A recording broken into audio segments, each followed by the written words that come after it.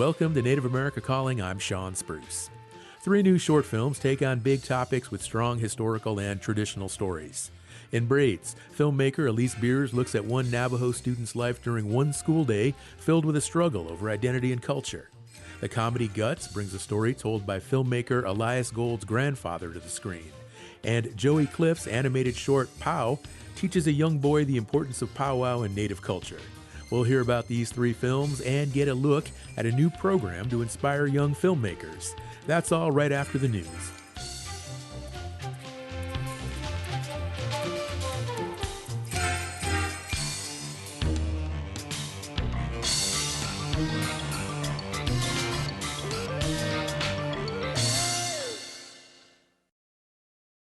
This is National Native News. I'm Antonia Gonzalez. If you visited Southeast Alaska's Totem Heritage Center this fall, you may have noticed something missing from one of its outside walls. That's because 3 carved posts, which were made by students and master carvers, were temporarily removed for restoration work.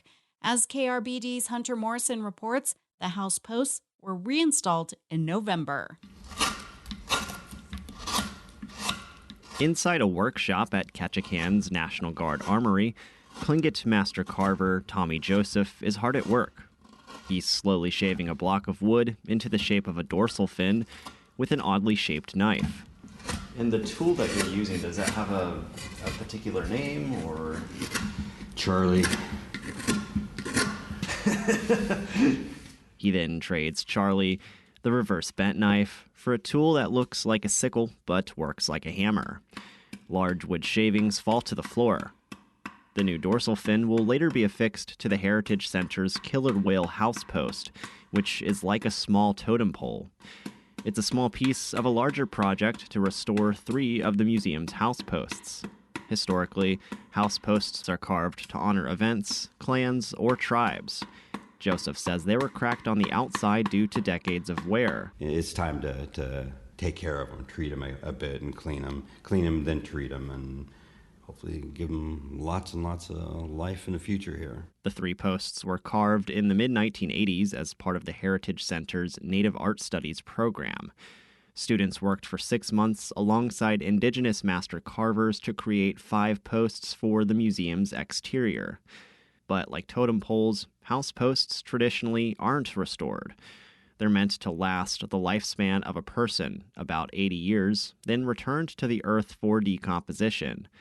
But these house posts have only been around for about half of that time, and museum staff say they still have life in them. They tell the story of the Totem Heritage Center in a way that is not just about the totem poles inside of it. That's museum director Samantha Forsco, who says the house posts document the museum's history and relationships between students and instructors. This is one of a handful of totem restoration projects Joseph has been a part of in Southeast Alaska. He says each one is different from the last. Reporting in Ketchikan, I'm Hunter Morrison.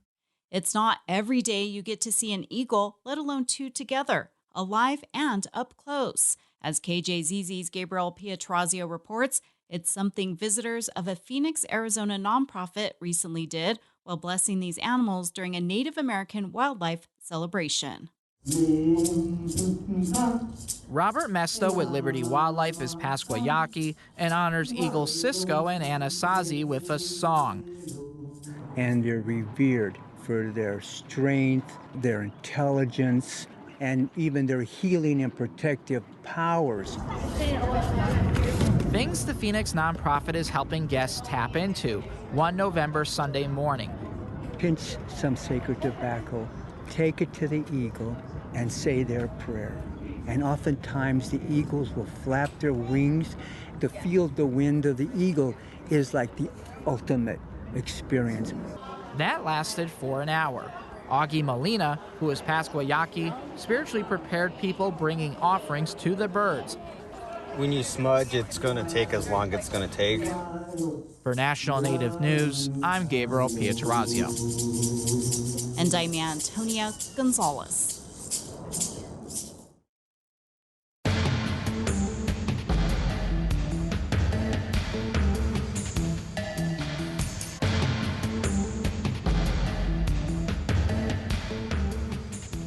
National Native News is produced by Koahnic Broadcast Corporation, with funding by the Corporation for Public Broadcasting.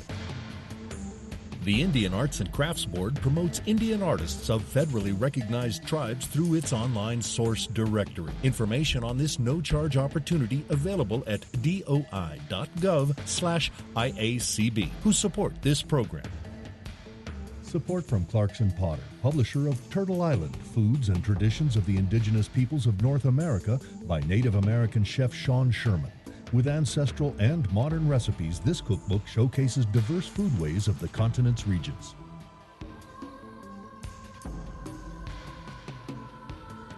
Native Voice One, the Native American Radio Network.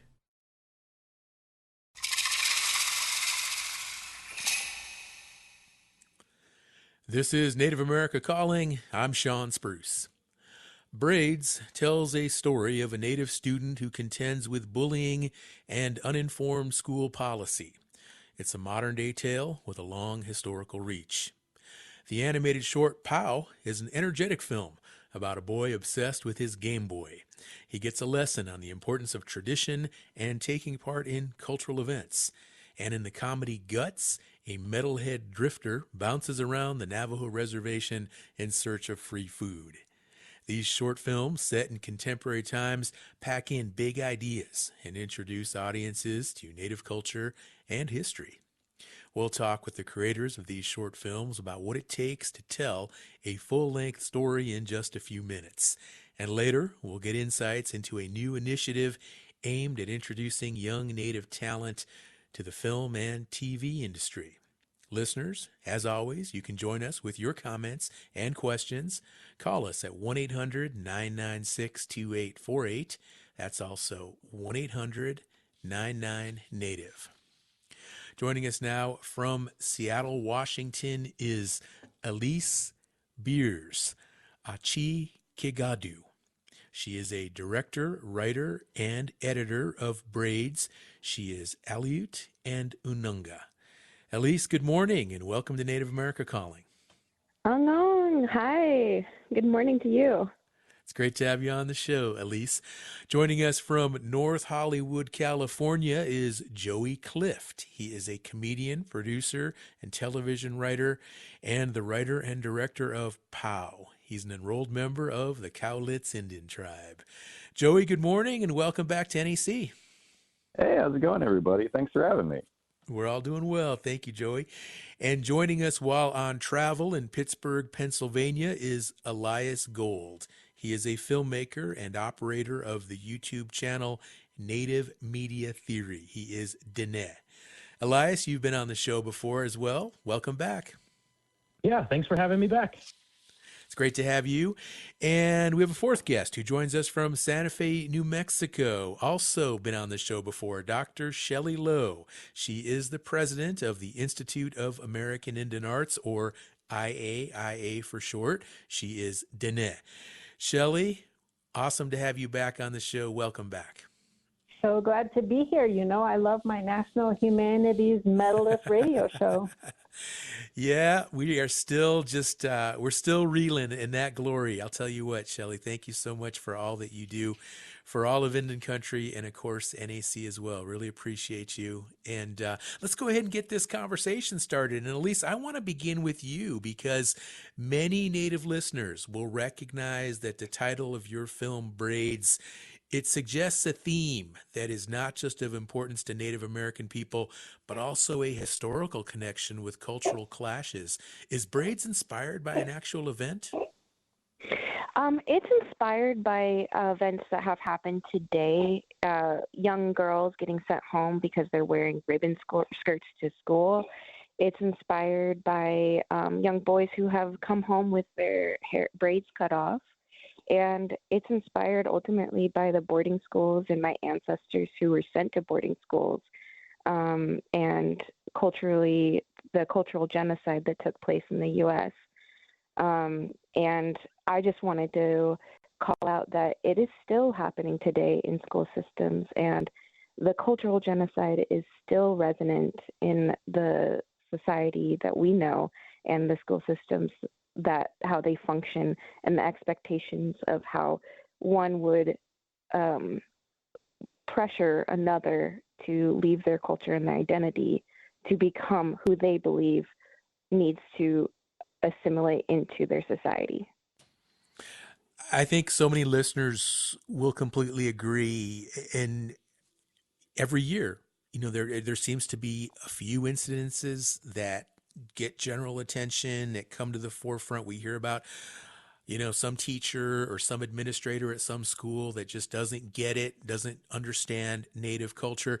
Elise, do you have high hopes that this short film reaches into those pockets of misunderstanding?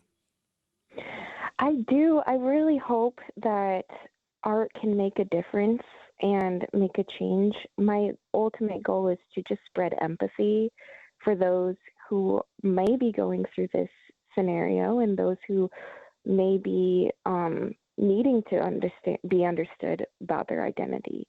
I do believe that art is a powerful tool, and if we use it correctly, we can make a difference. Let's hear a short audio snippet from the film Braids. This is the character Raven, played by Julius Sweet Sosi, and his mom, played by Dana Ankou. This is the beginning of the film where she is braiding his hair. Ow, ow, ow, ow. Oh, so tight. Well, we gotta make sure that these braids last all day, sir. Can't wait for my boy's school picture. Whatever, Mom. Hey, Now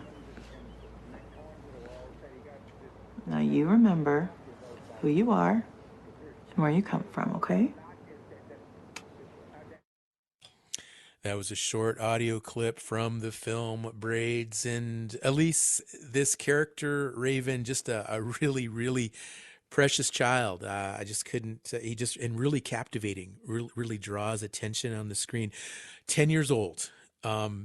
Tell me more. Is there a reason your main character is that age and dealing with this major cultural decision?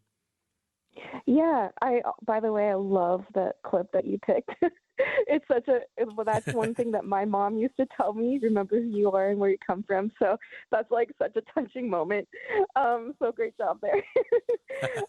Yeah, as far as his age, I really wanted to dive into the formative identity, where you form your identity. And for a lot of us, that's 10, 11, 12. And whether it's outside shame or the bullying or the expectation of who you want to be when you grow up and who you see in those positions and do they look like you, that is all happening when you're around 10, 11, 12. And that kind of predicts or projects your trajectory for the rest of your life. And it's a turning point there. And so I really wanted to just dive into that and show teachers how much representation matters, how much supporting an identity matters. And I also wanted it to be kind of a love letter to moms who really try to uphold their standards, uphold their children's identity, like the mom in Braids. Now, this young actor, Julius Sweet Sosi, this is a big role. I mean, even though it's a short film, he really has to deal with some big issues: bullying, cultural insensitivity, teachers that just, one of whom is kind of nice, another one not nice at all. I mean, how did you work with Julius? And do you have any stories of how you work to convey these really deep thoughts and emotions that he had to demonstrate on screen? Yeah, so Julius, for one, is such a professional actor. He blew me away every single day on set and genuinely so great. I got really lucky with him. And his parents, Brandy and Paul, they are so supportive, and they are also very well versed in Native history, and they're activists as well. So a lot of the work came from them as far as the education goes and the history goes. And so when Julius came to set, he knew what he needed to convey every day. We did have rehearsals and chemistry reads before that, and I really treated the audition like like a rehearsal. I believe in auditions are my first rehearsal with my actors, and I believe that my actors are incredibly intelligent. And that was something that I really looked for when I was trying to find the right Raven. And with Julius, we did touch bases with some incredibly intense moments on set. And I do know that his parents would smudge him after some of the more intense moments. And I felt like that was a huge way of his self-care and moving through those intense realities. Another thing is he is an amazing basketball player. I saw that, yeah. Freaking good. And so in between some of the more complex scenes, we would kind of shoot we'd play some basketball, because there was the last final scene with his mom.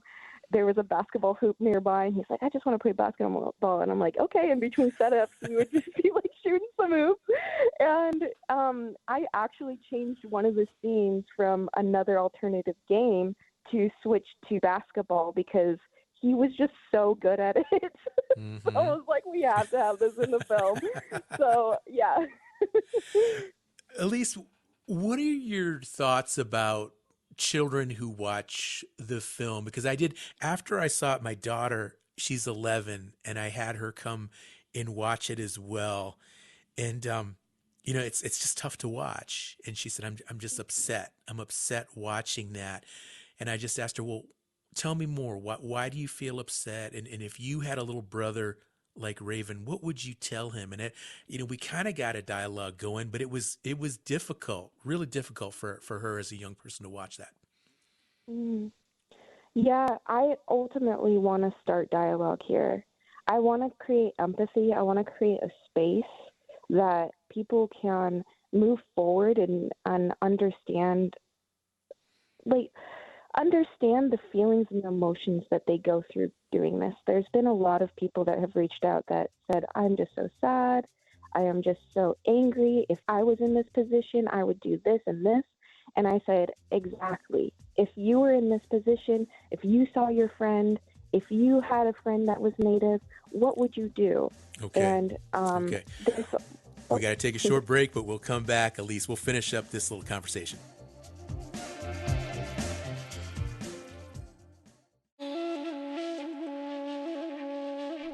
This is Sean Spruce, host of Native America Calling. You can listen in every weekday to hear the only national call-in show from a Native American perspective. We explore topics that range from traditional cultural practices to up-to-the-minute news that affects every American. We hope you can join us for the next Native America Calling.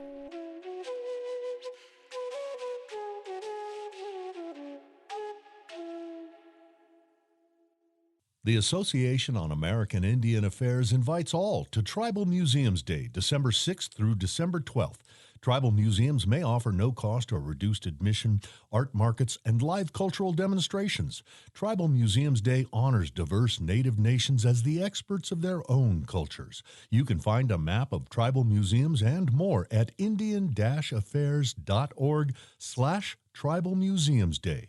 The association supports this show.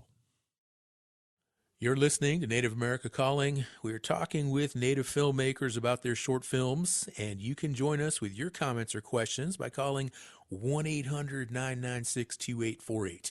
What is your favorite Native short film? You can tell us by calling 1-800-99-NATIVE. We have Elise Beers Achi Kigadu on the line right now. She is the director, writer, and editor of Braids. And Elise, we had to take a quick break there, but you were talking about the need or your desire to create a dialogue around this issue that's confronted in the film. And I know you've been on the film festival circuit. You're getting a lot of recognition. What kind of feedback so far are you getting at the screenings? I'm blown away with the reception of films of Braids at film festivals. I, as a filmmaker, I've done a lot of editing, so I've been kind of isolated in my filmmaker journey. And so being on this side of film festivals and really seeing how people are accepting of my film and the story that so many of us worked so hard to tell is overwhelming. And I'm getting a lot of great feedback, a lot of great thoughts, and I even get messages of people saying, not even Native American audiences, I'm getting people from all different walks of life commenting and sending me message saying, this really touched me. You accessed this this way of empathy, this identity, this struggle really well. And I'm just really blown away with how it's touching people. All right, Elise. Well, thank you so much for coming on the show. 1-800-996-2848. That is the number to our Albuquerque, New Mexico studio for any listeners who would like to join this conversation. 1-800-996-2848. We're talking about Native short films today. Less than 15 minutes, less than 10 minutes, in some cases about 8 minutes. 1-800-996-2848. Tell us what you like about short films like that really have to condense a story and put it out there in a short amount of time. 1-800-99-NATIVE. Our next guest, Joey Clift, joins us from North Hollywood, California. He is the writer and director of POW, and this is just 8 minutes long. It's another short film, but the story, Joey, it really goes to the heart of cultural issues. I want to ask you, what did you want to include in that 8 minutes, and what did you have to leave out? Yeah, thanks so much for asking me. So what did I want to include in that 8 minutes? I mean, POW is like loosely inspired by my experiences being dragged by my mom to powwows when I was a kid, and where I would, sit in the bleachers and play Game Boy. And, it's also about sort of my cultural awakening as I, entered into my teens and 20s, chatting with, folks, from all different tribal nations, from youth to elders, about what it means to be Native and the importance of our culture. And as I, grew older, I learned that my mom bringing me to powwows wasn't, her trying to punish me or bore me. It was her trying to create, another link in the chain of Native folks, fighting to celebrate this culture that for a long time we were unable to celebrate. So I really wanted to cram a lot of those kinds of emotions and themes into the film. And then also just, I don't know, I'm a huge comedy guy. I, grew up loving shows like The Simpsons. So, I really wanted to cram a lot of jokes in to show that a Native kid can be as funny as Bart Simpson.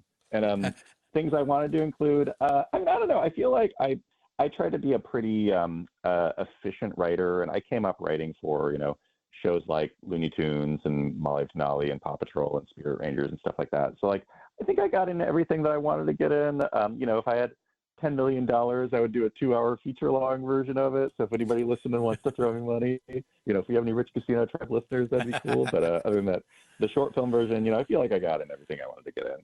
Okay. And Joey, you actually voice one of the characters. It's the guy who's making fry bread at the powwow. What did you want that character and some of the other ones to convey? Oh, yeah. So I really wanted this film. I mean, I think that this is one of the first times in the history of U.S. animation that an animated film has taken place at a powwow. So I really wanted it to just feel like a real powwow. So, we have, the himbo powwow drummer. We have amazing, fancy dancers and shawl dancers. And the character that I voice is a fry bread cook who just keeps on accidentally dropping stuff in the fry bread fryer. And a funny detail about that. So POW, a lot of the visual design was done by Morgan Thompson, who's an amazing animation artist and a member of the Cherokee tribe. And when I told her I wanted to voice that character, she sent me back this very nice and loving, flattering drawing of me as a fry bread cook. And I was like, no, I want him to look rugged and grizzled, so he looks like a guy who has 10 different jobs at the powwow and hasn't slept in 2 weeks. Okay. Well, let's hear a short excerpt from the film. Here is Jake's father, played by Jim Rule, trying to get his son, played by Rainey Fields, interested in the powwow. Wow! Don't you just love powwows, Jake? The sounds, the sights, and of course, the fried bread. Thanks.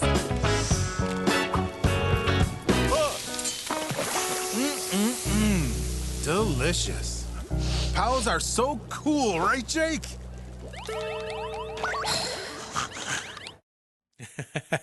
Yeah, I don't know how Jake's really feeling about that at this point in the film. He definitely kind of has an awakening, Joey. And you mentioned earlier the animation, and what's really cool is you actually have three different animation styles, and it begins with this really old school 8-bit animation from the old video games I remember as a kid. Oh yeah, so you mentioned earlier like what are things that I wanted to include in the film, and I guess I just because this is a film about native kids who play video games, I really wanted the intro to feel like the Super Nintendo Japanese RPGs of my youth, and then the main bulk of the film takes place in this sort of like anime watercolor hybrid space. And then we have a flashback sequence that's animated as ledger art. I think it's one of the first times that like ledger art has ever been animated. And I view that as perspectives of the different characters. So the video game intro is how Jake views the world, the little native kid. The watercolor, beautiful, vibrant thing is like that's how Jake's parents view powwows and their culture. And the ledger art, it shows like the layered and nuanced perspective with which Jake's grandmother views powwows. Now, it's definitely a film that will appeal to children, but there are also some grown-up themes that you address as well. How did you put that balance together so it appeals to a wide range of audience members? I mean, making this, I guess that I was thinking less about audiences, and I more just wanted to create something, cool and fun. And the bulk of the short feels kind of like, like a Looney Tunes short meets Reservation Dogs, but at a powwow. And then we have, a couple moments at the end of the short in the ledger art flashback sequence where it dives into, the importance of why we celebrate powwows and why it's important to celebrate your culture. And it gets into some real stuff, things like, boarding schools, like the Alcatraz occupation, the Dakota Access Pipeline protests. And, I think that's, I often joke that for Native projects, we're always 2 seconds away from talking about genocide. And boy, do I go there in this cartoon for kids, Joey, what is it about short films as opposed to feature-length films that appeals to you? I guess it's just the thing that I really loved the most growing up. I grew up on Looney Tunes. I grew up on Pixar shorts. And I think that it is, and, coming up, I wrote for, sketch comedy shows like, the Upright Citizens Brigade Theater and stuff like that. And I guess I just really love telling stories in a very concise and compact way. And I think that it is a really good, asking somebody to watch, like I just watched Frankenstein last night. Having somebody watch a 2.5-hour feature, that's a big lift for somebody's time. But having somebody watch a 7-minute short is like, it's such an easy lift, and it's easy to make something digestible and fun, and you can just get right to the action and comedy. So yeah, I love the brevity and the efficiency of the short film space. POW has already made rounds in the Film Fest circuit. Joey, what's the process now for getting it in front of audiences? So this is a big cool news. We actually qualified for the Oscars in the Best Animated Short category. So right now my process is just screaming at anybody who I think might know an Oscar voter to be like, please vote for this. I would love to get nominated. But yeah, I've just been, submitting it through film festivals. And, I've also been reached out to by a lot of film festivals asking me to screen it. We've screened it, I think, about 60 film festivals around the world. And then done probably a couple dozen screenings for tribal communities on reservations and stuff like that. So really, I'm just excited to get this film out there and to show it to people because it's something I'm so proud of, and I just love it and love people watching it. Well, congratulations. We will definitely be paying close attention to the Oscars this year. Now, what are you working on next? What other projects do you have in play? So I'm currently writing on a show called Rubble and Crew, which is a show for Nickelodeon that's in the greater Paw Patrol universe. We just introduced the first native character on Rubble and Crew a little bit ago. I'm really excited about that. And then I'm just promoting POW on this current, festival run. And I actually just sold a book I'm in the process of writing. It's sort of a comedy book about all the Native history that you didn't learn in high school, and that should be coming out next year sometime. So expect me to beg you to come back and talk about that when I'm ready to promote it. Keep us posted, Joey. Always a pleasure to have you on the show. 1-800-996-2848. That's the number to the Albuquerque studio for any listeners who would like to join us right now. Short films, short Native films. That is the focus of today's show. 1-800-99-NATIVE. You can tell us what you like about short films, or specifically Native short films. What makes them so cool? What makes them so interesting? 1-800-996-2848. Our next guest, Elias Gold, joins us now. He is a filmmaker and operator of the YouTube channel Native Media Theory, and he has a new short film out as well. It is titled Guts. And Elias, what inspired you to try your hand at filmmaking? Hi. Well, I guess me talking about it a lot on YouTube. I realized, I got my film degree in college, and I got a minor in Native American studies, and I've been really interested and passionate about Native representation, and I figured I'd take it from kind of like an academic theoretical level on my YouTube channel, but I kind of just wanted to actually start doing it, and so I decided to get my feet wet with this short film, and that's really what it was, and I hope to keep doing more of it as well. Now, one of the fascinating features here is that this actually all came about through a fundraising campaign. Tell us about that process. Yeah, and because of the following I've managed to garner on my YouTube channel, a good 85, almost 90% of the funding from the short came from YouTube subscribers. And lots of friends and family, and it was all just small donations of $50 to $100 that landed in the total amount of close to $20,000. And you were able to complete the whole project with that budget? Pretty much, yep. Awesome. Let's hear some audio from the film Guts. This is after Lauren Anthony's character gets kicked out of a gas station for trying to steal a slush puppy. He's asking folks for money, and this is all in Navajo. Hey, hey, slush puppy, sana facial something. Baby, hey, let's go on it.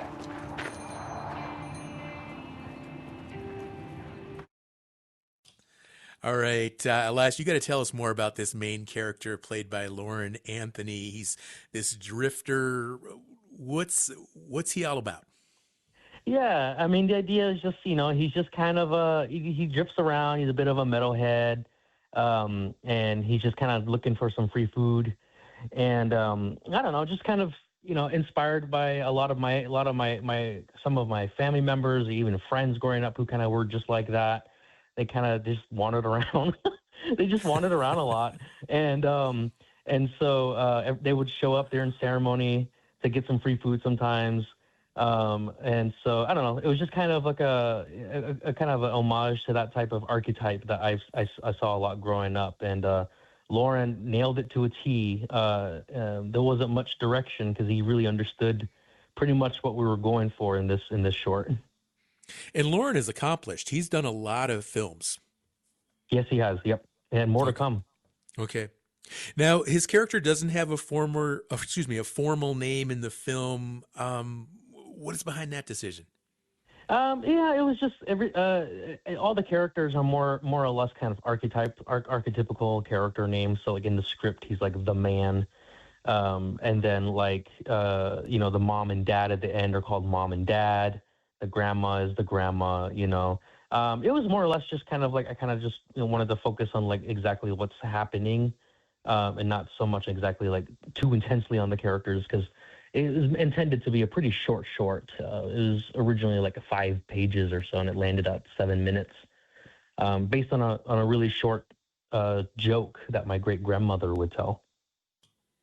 Tell us more about this joke your great-grandmother would tell. Yeah, my great-grandmother, she told this joke. It's pretty much what the short film is about. It's about this guy wandering around trying to, get some food, and he winds up trying to steal some fry bread, but instead of stealing the fry bread, he winds up opting to steal the sheep intestines, which winds up making a dish on Navajo land we call a cheat, and he winds up stealing the guts instead, and takes off with the guts and shoves it in his shirt. There's a tourist family wandering around. They're lost in the desert, and they accidentally hit him. And then they get out, and then from the guts inside of his shirt, it's all sprawled out on the ground, so they think they killed him. And so the punchline of the joke is what the kid says. He's like, "I think you knocked the guts out of him."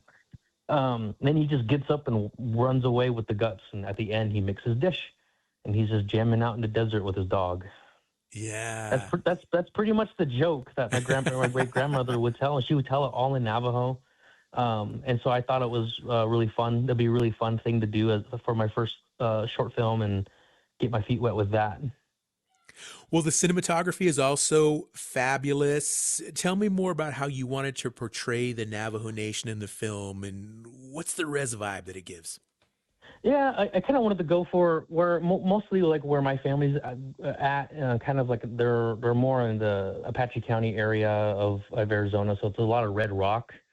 But I'm based in Utah, so I figured I'd kind of find a middle ground. And so again, archetype, we shot it mostly out in Moab. And actually we did shoot it all in Moab. And so I was kind of going for kind of just the vastness that I kind of grew up with. I grew up in Shiprock, so I love the vast landscapes out there, and I kind of wanted to capture that. So that's why we shot it in kind of this CinemaScope type look.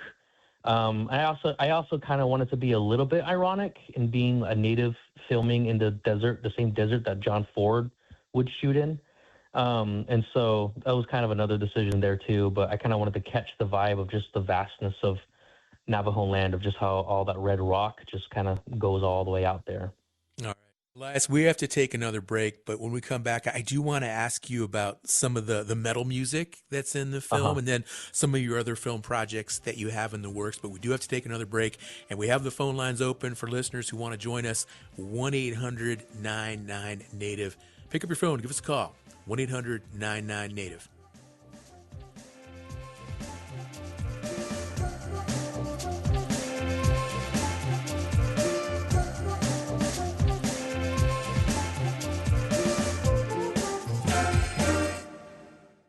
Support provided by Amerind. Amerind is 100% tribally owned and partners with tribes and their businesses to provide affordable commercial insurance coverage, protect tribal sovereignty, and strengthen Native American communities by helping to keep dollars in Indian country.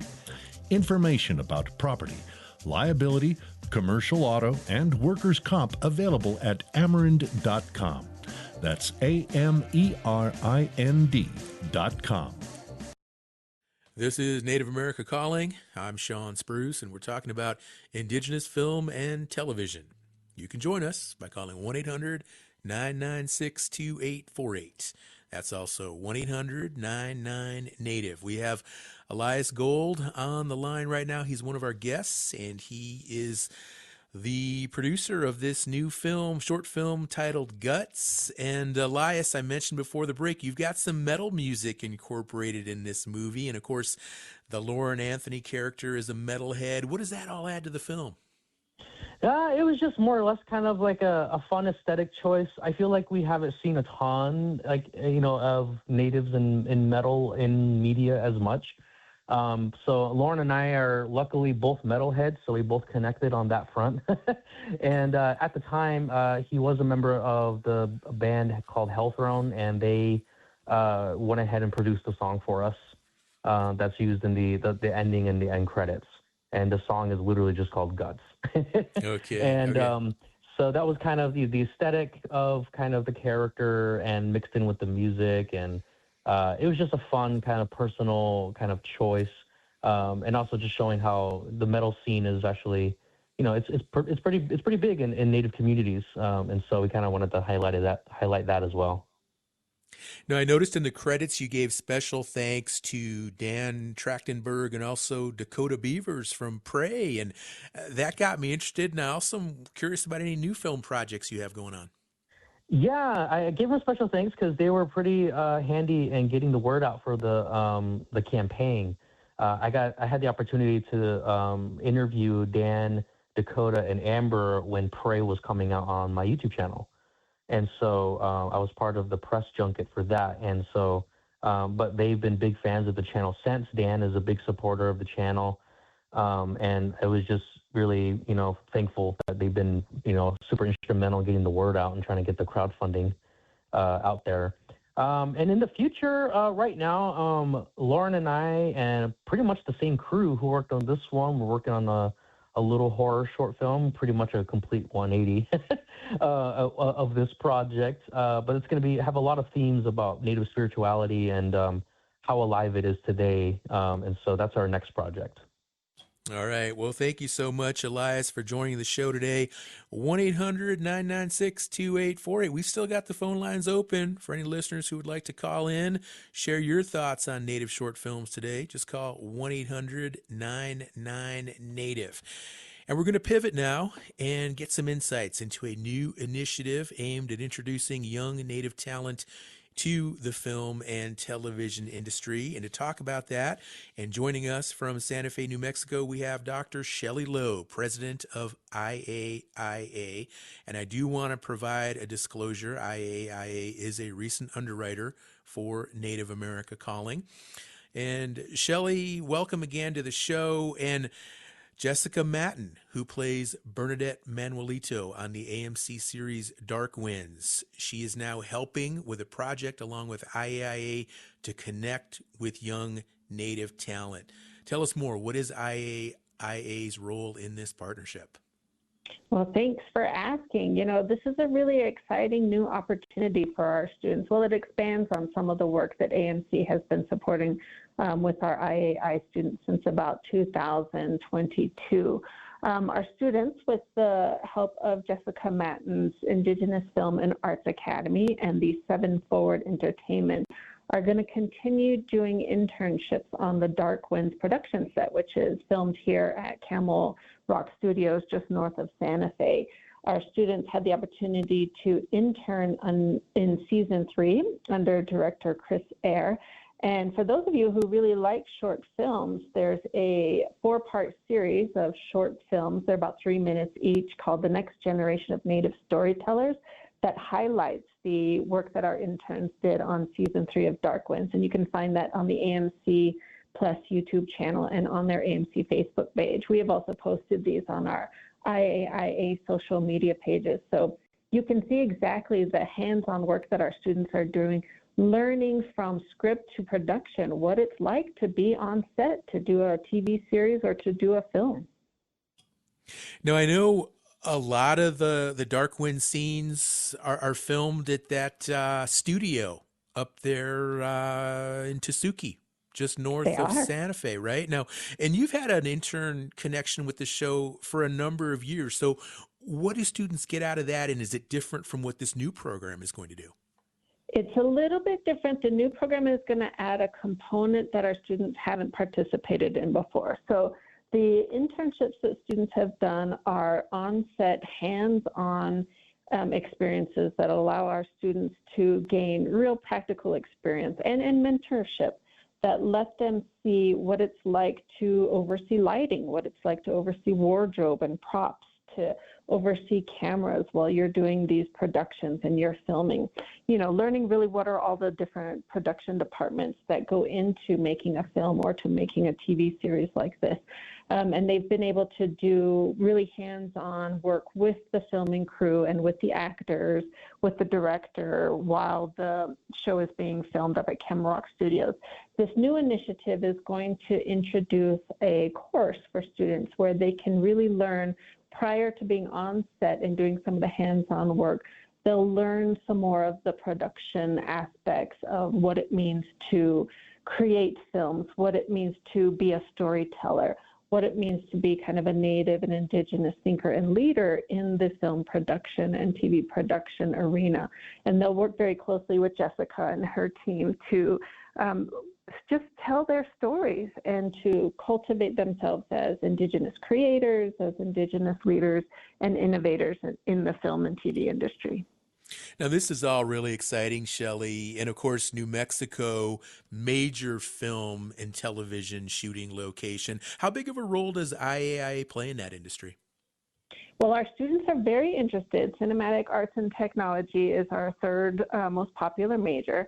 Our students are very keen into keeping track of what is happening, particularly as they think about Native films and Native TV shows. We've all seen Res Dogs, we've all seen Dark Winds, and we've seen kind of the role that Native creators really play in that arena.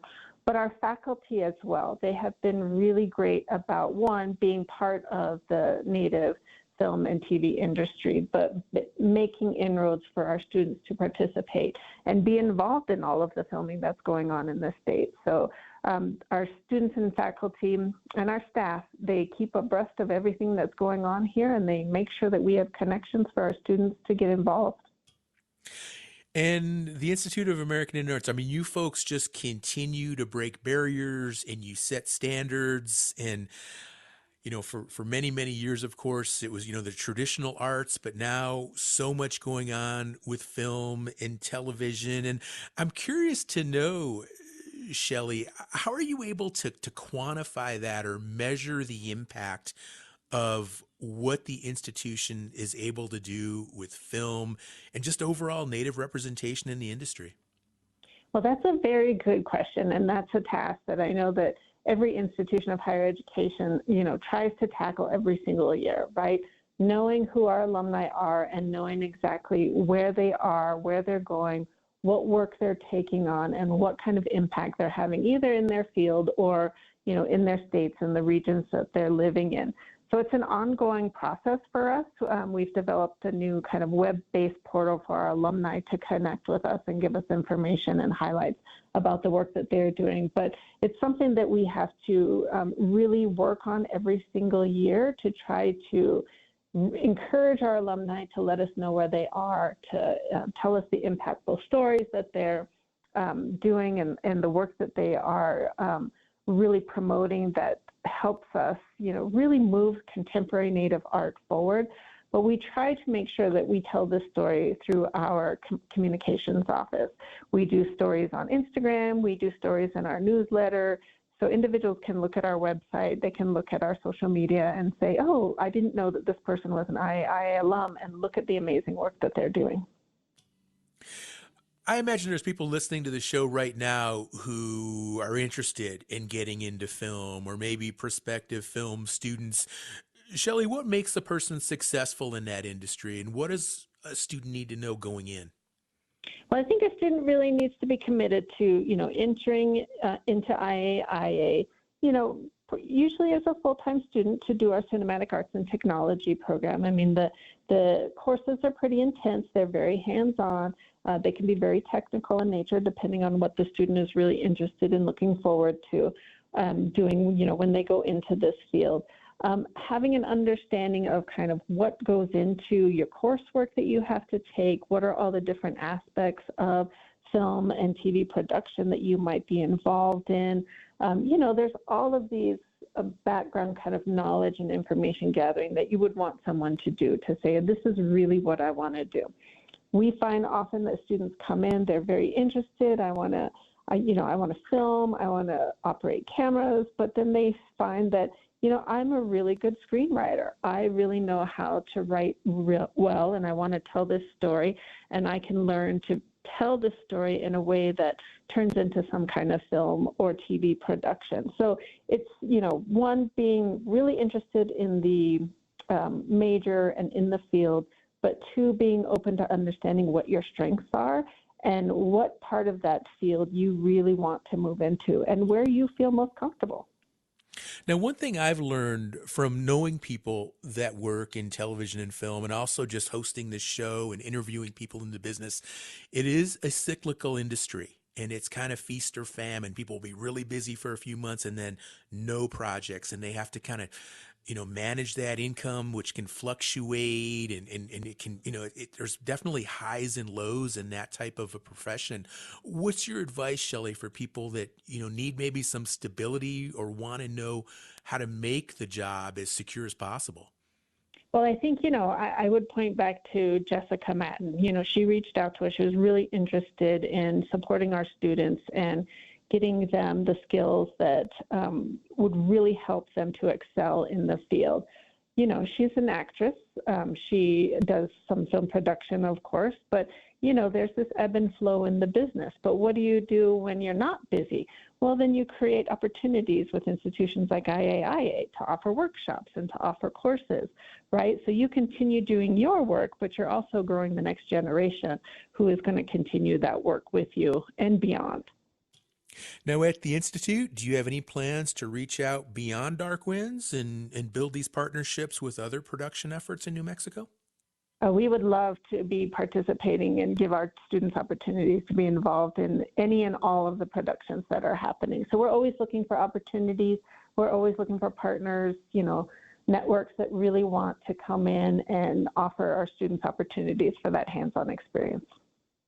Now, we just heard from 3 different filmmakers about their new short films. Is that something that you're interested in as well, Shelley, short films or even film festivals and screenings and events like that? Oh, absolutely. Our students, they all create short films every year, almost all of our cinematic arts students, and they have a little film showcase at the end of the year to show their films. But we also partner with SWIA, Southwest Indian Arts Market, to do the Get Indigenous Film Festival, along with Chris Eyre, who's director of Dark Winds. And we have a number of students who show their short films in that film festival, which happens during Indian Market. The other entity that we partner with is the Santa Fe International Film Festival, which is held here in Santa Fe. We have a number of our students who also show some of their short films. But then we also produce, or we help to cover the other Indigenous short films that come into both of these, the Get Indigenous Film Festival and the Santa Fe International Film Festival. Okay. Now, Shelley, I imagine you can't give us any spoilers for the upcoming 4th season of Dark Winds that's going to premiere early next year? I can't. All I can say is I've seen and toured the studios, and I've seen a couple buildings that were not in the past season. So I think there's going to be some new and exciting things happening. All right. And how are you enjoying just settling in there at IAI? How long has it been now? About 4 months only? It has, yes, only been about 4 months since August. So it's been wonderful. I'm still learning and trying to wrap my head around everything that's happening. Like you said, we do some really amazing work here, and it's just been a pleasure to be able to be here to support it. Okay. And some of the challenges right now confronting tribal colleges and some of the funding issues, how are you folks weathering those? So we're doing everything that we can to reach out to our congressional members and to seek support. We encourage everyone who loves IAIA to let your elected officials know how important we are and how important federal funding is to the work that we do. All right. Shelley Lowe, Dr. Shelley Lowe, president of the Institute of American Indian Arts, also goes by IAIA. And Shelley, how many years now has IAIA been educating Native students? I started as a high school with the Santa Fe Indian School campus in 1962. So we have been around for over 60 years. All right. Wonderful. Well, thank you again for joining the show. Always a pleasure to have Dr. Shelley Lowe here on Native America Calling. And with that, we are out of time. So we're going to have to wrap up this conversation. But I would encourage listeners to go to our social media platforms. We have Facebook, Instagram, Blue Sky, and Threads. You can like, you can post, you can comment on this show, what you liked about it. You can also go to our website, nativeamericacalling.com, or if you have an idea or a suggestion for a topic that you would like us to cover here on Native America Calling, reach out to us. Let us know. We're always interested in getting feedback and ideas from our listeners. And of course, www.nativeamericacalling.com. That is the website that you can access to connect with us. Always looking forward to communicating with our listeners, and really appreciate the guests who joined us today, Dr. Shelley Lowe, Elias Gold, Joey Clift, and Elise Beers as well.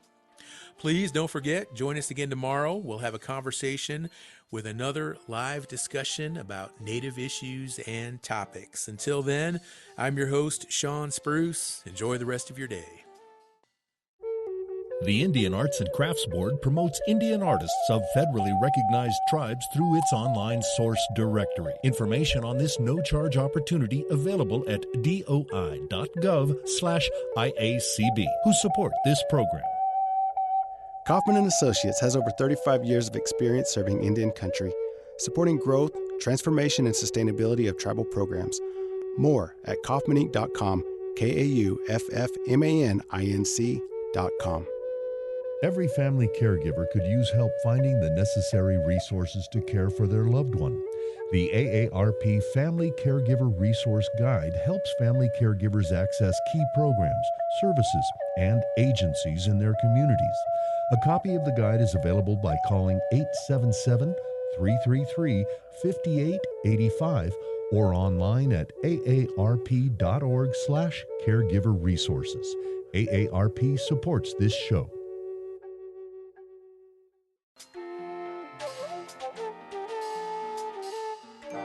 Native America Calling is produced in the Annenberg National Native Voice Studios in Albuquerque, New Mexico by Koahnic Broadcast Corporation, a Native nonprofit media organization. Funding is provided by the Corporation for Public Broadcasting with support from the Public Radio Satellite Service. Music is by Brent Michael Davids. Native Voice One, the Native American Radio Network.